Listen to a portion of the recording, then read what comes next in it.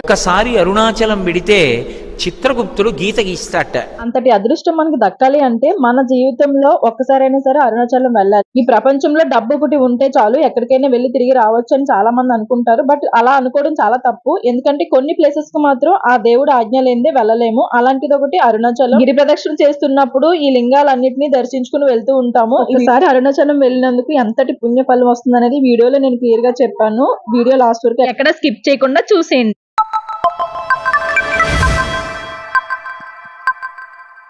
ఆ శివయ్య నిద్రలోంచి ఉలిక్కిపడి లేచేలా చేశారా అని అనిపించింది. ఒక్కసారిగా ఈ అందమైన ప్లేస్ చూసిన తర్వాత ఎంత బాగుందో కదా, 2 కళ్ళు సరిపోవు. ఆ ఫోన్ లో చూస్తున్నప్పుడు ఎంత బాగుంది అనుకుంటే దగ్గరుండి 2 కళ్ళతో చూసిన మాకు ఎంత పుణ్య ఫలమో కదా. మాకు అంతటి అదృష్టం ఎప్పుడు వచ్చింది అంటే మేము రీసెంట్ గా అరుణాచలం, తిరుపతి ఇవన్నీ వెళ్ళామని చెప్పాను కదా, 4 days ట్రిప్ అప్పుడు అనమాట.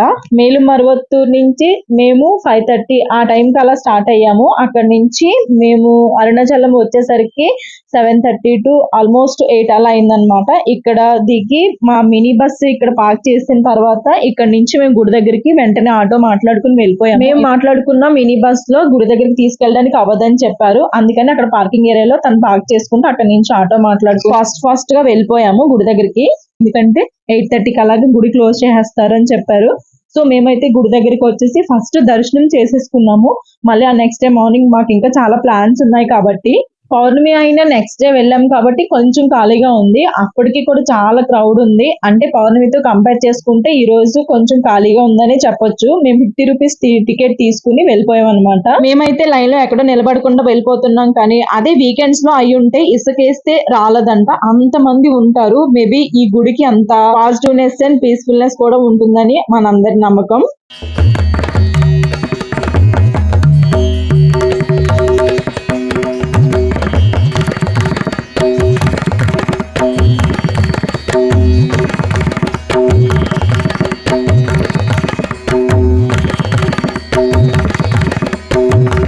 అరుణాచలం వచ్చిన వాళ్ళు ఎవరైనా సరే గిరి ప్రదక్షిణ అనేది కంపల్సరీగా చేస్తారు. కొంతమంది గిరి ప్రదక్షిణ చేసిన తర్వాత రెస్ట్ తీసుకుని అప్పుడు దర్శనం చేసుకుంటారు. అలాగే కొంతమంది ముందు దర్శనం చేసేసుకుని అప్పుడు గిరి ప్రదక్షిణ చేస్తారు.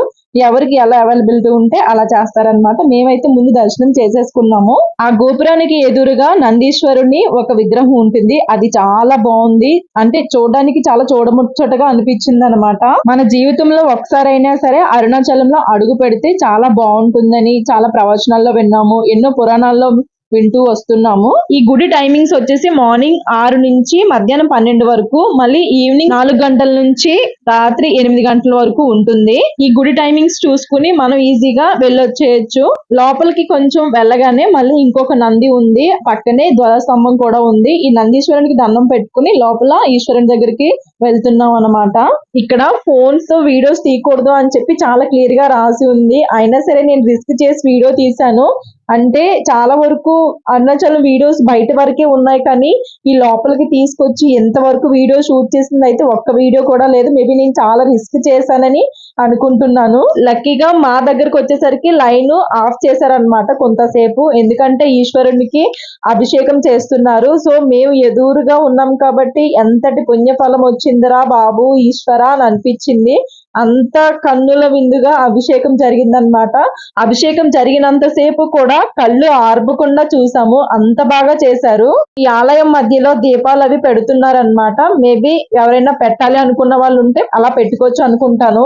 కార్తీక మాసంలో అయితే అస్సలు ఖాళీ ఉండదంట. ఈ గుడి అంతా డెకరేషన్ చేసి పువ్వులతో, పూల తోరణాలతో కలకల్లాడుతూ ఉంటుందని నేను చాలా వీడియోస్ లో చూసాను. ఇంకా చాలా మంది చెప్తూ ఉంటే విన్నాను. ఇంకా అభిషేకం అయిపోయిన తర్వాత మేము దర్శనం చేసుకుని బయటకు వచ్చి అప్పుడు కాసేపు కూర్చుని ఆ శివయ్య నామస్మరణ చేసుకుంటూ మనస్ఫూర్తిగా దండం పెట్టుకుని కాసేపు కూర్చుని రావచ్చు.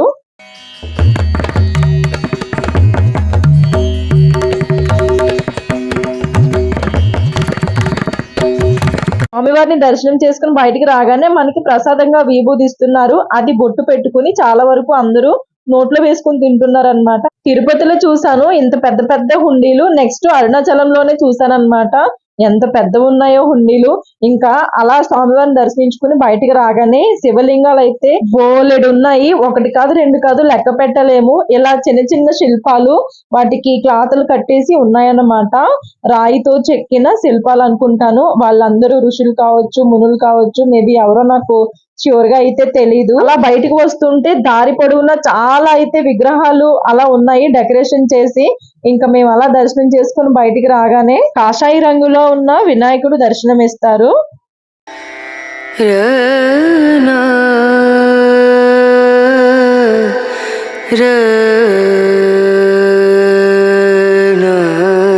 అరుణాచలం అనగానే 4 గోపురాలు ఒకేలా ఉంటాయి. చాలా కన్ఫ్యూజ్ అయిపోతూ ఉంటాం కదా. కానీ అందులో ఈస్ట్ గోపురం మాత్రం 11 అంతస్తులలో ఉంటుంది. ఈ రాజగోపురాన్ని 217 అడుగుల ఎత్తులో నిర్మించారు. ఇదే పెద్ద గోపురం అన్నమాట. ఇది ప్రసాదం కౌంటర్. మేబీ నైట్ అయిపోయింది కాబట్టి ఎవరు లేరు, లేకపోతే అసలు ఖాళీ ఉండదు అనుకుంటాను. మన దేశంలోనే అతి పెద్ద రాజగోపురాలలో ఈ అరుణాచలేశ్వరుని ఒక రాజగోపురం ఒకటి. చాలా పేరుగాంచిన గోపురం అన్నమాట.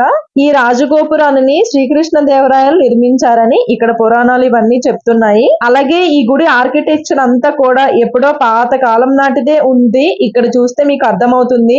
అబ్బా, గుడి అంతా ఎంత ప్రశాంతంగా ఉందో నిజంగా చెప్పలేని మాటల్లో. చాలా పీస్ఫుల్ గా ఉంది. ఎవ్వరు లేరు. ఆల్మోస్ట్ మేమే లాస్ట్ అనుకుంటాను. సో దర్శనం అయిపోగానే ఇవన్నీ తిరుగుకుని పీస్ఫుల్ గా చాలా ప్లెజెంట్ గా కూర్చుని వచ్చాం అన్నమాట.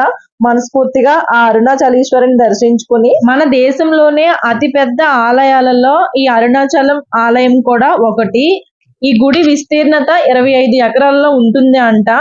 అరుణాచలేశ్వరుని దర్శించుకోవాలి అంటే గనక మనం ఫస్ట్ రాజగోపురం నుంచి లోపలికి ఎంటర్ అవగానే ఇంకా 2 గోపురములు ఉంటాయి. ఆ 2 గోపురములు దాటిన తర్వాత అప్పుడు అరుణాచలేశ్వరుని దర్శించుకునే భాగ్యం కలుగుతుంది మనకి. ఈ ఆలయం గురించి తెలుసుకోవాలి అంటే ఇంకొంచెం డెప్త్ కి వెళ్ళాలి. సో నేను అది ఇప్పుడు చెప్తాను, చూసేయండి. ఈ ఆలయ స్థల పురాణం గురించి చెప్తూ ఉంటే నిజంగా ఒళ్ళు గగ్గురు పొడుస్తున్నట్టుగా అవుతుంది. అంత బాగుంది. ఇంత హిస్టరీ ఉందా మన భారతదేశంలో ప్రతి దానికి అని అనిపించింది అనమాట. పూర్వంలో ఒకసారి బ్రహ్మ మహావిష్ణువు మధ్య ఒక కలహం వచ్చిందంట. ఎవరు గొప్ప అనే విభేదం రావడంతో సృష్టికర్త అయిన బ్రహ్మ, స్థితికారుడు అయిన విష్ణువు మధ్య ఒక విభేదం అయితే మొదలైంది. బ్రహ్మదేవుడు నేను సృష్టించకుండా అసలు ఈ సృష్టి లేదని ఆ బ్రహ్మ వాదిస్తూ ఉంటే, ఇంకా నెక్స్ట్ విష్ణు ఏమో అసలు స్థితికారుడు అయిన నేను లేకుండా అసలు ఎలా ఉంటుంది ఈ భూ ప్రపంచం అని విష్ణుమూర్తి, లేదు నేను లేకుండా ఎలా ఉంటుంది ఈ సృష్టి అని బ్రహ్మ విష్ణు వాగ్వివాదాలు పడుతున్నారు. ఇలా ఇద్దరు ఎవరికి వాళ్ళు తగ్గకుండా బ్రహ్మ విష్ణు వాదించుకుంటూ ఉన్నారంట. అసలు ఎందుకు వచ్చింది ఈ బ్రహ్మ విష్ణు మధ్య ఎంతటి విభేదం అని ఒక్కసారిగా శివుడు పెద్ద జ్యోతి స్తంభంగా అంటే అగ్ని స్తంభంగా ప్రత్యక్షమై దర్శనం ఇస్తారట. అప్పుడు ఆ శివయ్య ఆ బ్రహ్మ విష్ణువులు ఇద్దరికి ఒకటి చెప్తారంట. ఆ జ్యోతి స్తంభంగా వెలిసిన ఆ స్తంభం యొక్క ఆది అంతం గురించి పూర్తిగా తెలుసుకుని రండి అని. అప్పుడు శ్రీ మహావిష్ణువు వరహామూర్తిగా వెలిసి ఆ జ్యోతిర్లింగం యొక్క ఆది అంతమును తెలుసుకోవడానికి బయలుదేరారట. ఆ జ్యోతిర్లింగం యొక్క ఆది అంతంను తెలుసుకోవడానికి శ్రీ మహావిష్ణుమూర్తి ఆ భూమిని తవ్వుకుంటూ పాతాళ లోకాన్ని దాటిపోయారంట. విష్ణుమూర్తి భూమిని తవ్వుకుంటూ అసలు ఎక్కడ మొదలైంది ఈ అగ్ని జ్వాల అని వెతుకుతూ ఉండగా, ఇంకా నెక్స్ట్ బ్రహ్మ ఏమో హంసని రథంగా చేసుకుని అసలు ఎక్కడ ఎండ్ అవుతుంది ఈ అగ్ని జ్వాల అని చూడడానికి వెళ్ళారట. బ్రహ్మదేవుడు హంసని రథంగా చేసుకుని ఆ అగ్ని జ్వాల కొన అనేది ఎక్కడ ఎండ్ అవుతుందని వెతకడానికి వెళుతూ ఉండగా కొన్ని వేల సంవత్సరాలు అయితే అయిపోయింది.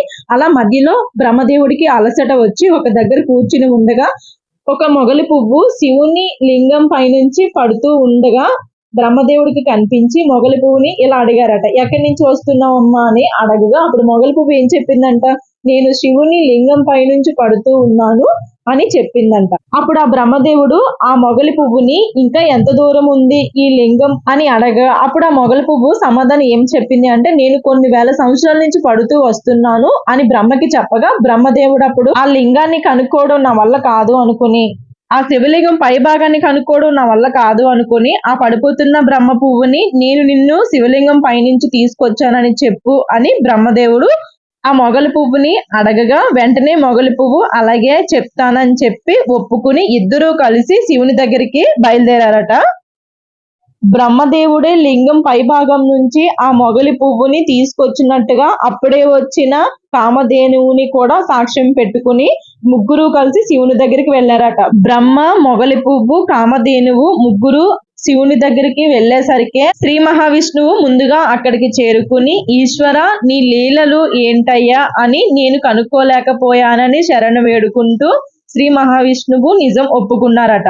ఇప్పుడు బ్రహ్మవంతు వచ్చింది కాబట్టి, ఈశ్వర నేను అగ్నిలింగం ఆరంభాన్ని చూశాను, కావాలంటే దానికి సాక్ష్యంగా మొగలి పువ్వు ఉంది, అగ్నిలింగం ఆరంభం నుంచి నేను ఈ మొగలి పువ్వుని తీసుకొచ్చానని సాక్ష్యం కావాలి అనుకుంటే కామధేనువుని కూడా తీసుకొచ్చానని బ్రహ్మదేవుడు వాళ్ళని సాక్ష్యం ఇప్పిస్తారట. బ్రహ్మ మొగలి పువ్వు అవునని, కామధేనువు తలతో అవునని, తోకతో కాదని చెప్పగా అప్పుడు శివయ్యకి అర్థమయ్యి, మూడు కళ్ళతో ముల్లోకాలు చుట్టేసే ఈశ్వరునికి తెలీదా ఎవరు ఏంటి అనేది. అప్పుడు వెంటనే ఈశ్వరునికి కోపం వచ్చి బ్రహ్మదేవుణ్ణి ఇలా శపించారట. నువ్వు భూలోకంలో పూజలకి వ్రతాలకి పనికి రావని బ్రహ్మదేవుని శపించారట.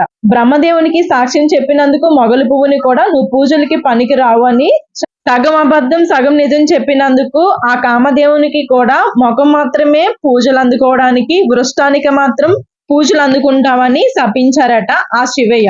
అలా వెలిసిన అగ్ని స్తంభానికి బ్రహ్మదేవుడు ఇలా పూజించాడంట. మా అహంకారం మాకు తెలిసి వచ్చింది, ఏది నిజమో ఏది అబద్ధమో, ఏది అంతమో ఏది ఆరంభమో తెలుసుకున్నాము స్వామి, మమ్మల్ని క్షమించు అని ఆ ఈశ్వరుణ్ణి వేడుకున్నారట. బ్రహ్మ అగ్ని స్వరూపంతో వెలిసిన మీరు భూలోకంలో ఉండిపోండి అని బ్రహ్మ ఈ విధంగా కోరుకున్నారట. ఈ భూలోకంలో అజ్ఞానాన్ని పోగొట్టేందుకు అరుణాచలంలో అగ్నిలింగంగా కొలువయ్యి అందరికీ దర్శనం ఇవ్వు అని అగ్నిలింగాన్ని కోరుకున్నారట. అప్పుడు ఆ ఈశ్వరుడు అరుణాచలంలో అగ్నిలింగమై కొలువయ్యి మనందరికీ అనుగ్రహం ఇస్తున్నారు. ఇవన్నీ కూడా మన పురాణాల్లో చూసుకుంటే మనకు తెలుస్తుంది. అలాగే ఈ గుడిలో 1000 స్తంభాల గుడి లోపల ఉంటుంది. అది శ్రీకృష్ణ దేవరాయ నిర్మించారని కూడా మనం చెప్పుకోవచ్చు. దర్శనం చేసుకుని బయటికి రాగానే ధ్వజ స్తంభానికి కుడి వైపున ఒక పెద్ద చెట్టు ఉంటుంది. మర్రి చెట్టు, మారేడు చెట్టు రెండు కలిసి ఉంటాయి. బట్ ఒక చెట్టు లాగే కనిపిస్తుంది. ఈ చెట్టు మొదట్లో చాలా మంది సిద్ధులు, మునులు, ఋషులు ఉన్నారని చెప్తూ ఉంటారు. ఆ ఋషులు మనకి దర్శనం కూడా ఇస్తారట. ఇక్కడ ఆ ఋషులు మనకి ఎలా కనిపిస్తారు అంటే బల్లి కానీ, తొండ కానీ ఇలా ఏదైనా కీటకాల రూపంలో మనకి దర్శనం ఇస్తారు. అలా కనిపిస్తే గనక మనం చాలా అదృష్టవంతులు అని చాలా మంది చెప్తున్నారు, అలాగే నమ్ముతున్నారు కూడా. ఇంకా ఇంకొక విషయం ఏంటి అంటే, పిల్లలు లేని వాళ్ళు ఎవరైనా సరే ఈ చెట్టుకి ఉయ్యాలు కట్టుకుని మనస్ఫూర్తిగా దండం పెట్టుకుంటే పిల్లలు కూడా పుడతారని అదొక నమ్మకం ఇక్కడ. మేము నైట్ టైం వెళ్ళాం కాబట్టి అసలు కనిపిస్తుందా లేదా అనేది చాలా వరకు డౌట్ పడ్డాము. బట్ ఈ చెట్టులో చాలా వరకు బల్లులు ఇంకా తొండలు అవన్నీ కనిపించాయి. మీకు వీడియోలో క్లియర్ గా చూపిస్తాను, చూడండి. ఇలాంటివన్నీ చూస్తున్నప్పుడు విన్నప్పుడే అనిపిస్తుంది అరుణాచలం ఒక్కసారైనా వెళ్ళాలి అని. ఏ ఆచారాన్ని కూడా మనం కొట్టి పడేయకూడదు, ప్రతిదానికి ఒక పరమార్థం ఉంటుంది మన హిస్టరీలో. అలాగే ఈ చెట్టులో ఉన్న ఋషులు, మునులు, సిద్ధులని పేరు పెట్టు పిలవకుండా జీవి అని పిలుస్తారంట. వాళ్ళే మనకి కీటకాల రూపంలో దర్శనమిస్తారని ఇక్కడ ఒక నమ్మకం. అలాగే చెప్తున్నారు కూడా. చీకటిగా ఉంది కదా, అసలు ఒక్క బల్లి అయినా కనిపిస్తుందా లేకపోతే ఏమైనా ఉంటుందా అనుకుంటూ వెళ్ళాము. బట్ లక్కీగా మాకైతే చాలానే కనిపించాయి. సో మేము దర్శనం చేసుకుని ఎదురుగా ఉన్న ఒక అమ్మవారు విగ్రహాలు ఉన్నాయన్నమాట, వాటిని కూడా దర్శించుకుని బయటకు వచ్చి కాసేపు ఆలయం ఆవరణలో కూర్చున్నాము. మనస్ఫూర్తిగా ప్రశాంతంగా ఆ శివయ్య నామస్మరణ చేసుకుంటూ.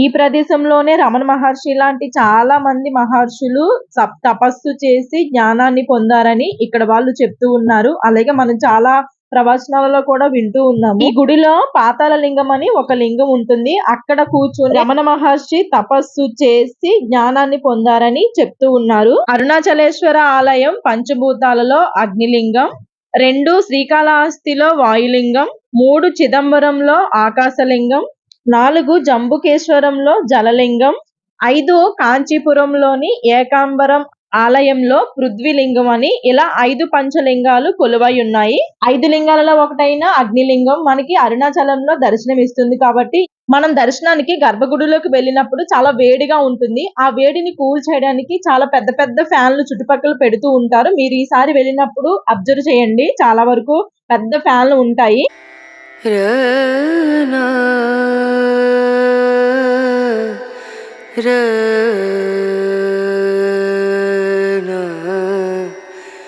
रनु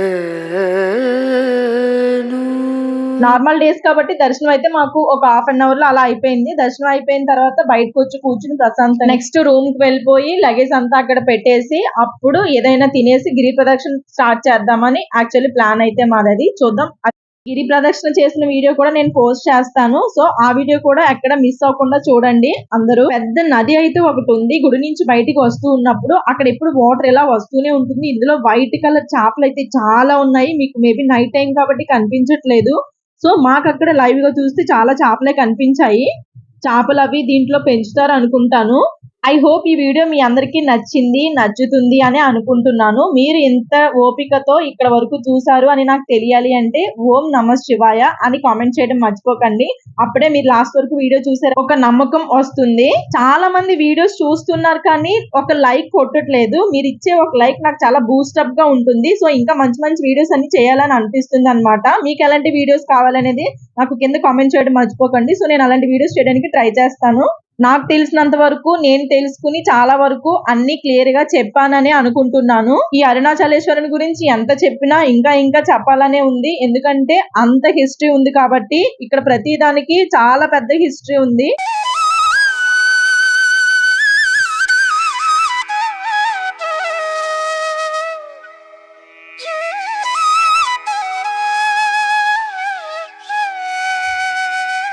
చూసారు కదా గుడి పక్కనే చందమామ ఎలా కనిపిస్తుందో. పౌర్ణమి అయినా నెక్స్ట్ డేనే వెళ్ళాము. అందుకే ఇంత ప్రశాంతంగా వీడియో తీయగలిగాను. ఆ లోపల వరకు ఫోన్ తీసుకెళ్లగలిగాను. లేదంటే అసలు ఫోన్ కాదు కదా, నేను కూడా వెళ్తానో లేదో తెలీదు. అంత రష్ గా ఉంటుంది. ప్రతి పౌర్ణమికి అరుణాచలంలో కొన్ని లక్షల మంది వచ్చి గిరి ప్రదక్షిణ చేసుకుని అరుణాచలేశ్వరిని దర్శించుకుంటారంట. మేము స్టే చేసిన హోటల్ అయితే ఇదే. సో గిరి ప్రదక్షిణకి వెళ్లే వీడియో అది కూడా వస్తుంది. Don't miss it. చాలా బాగుంటుంది.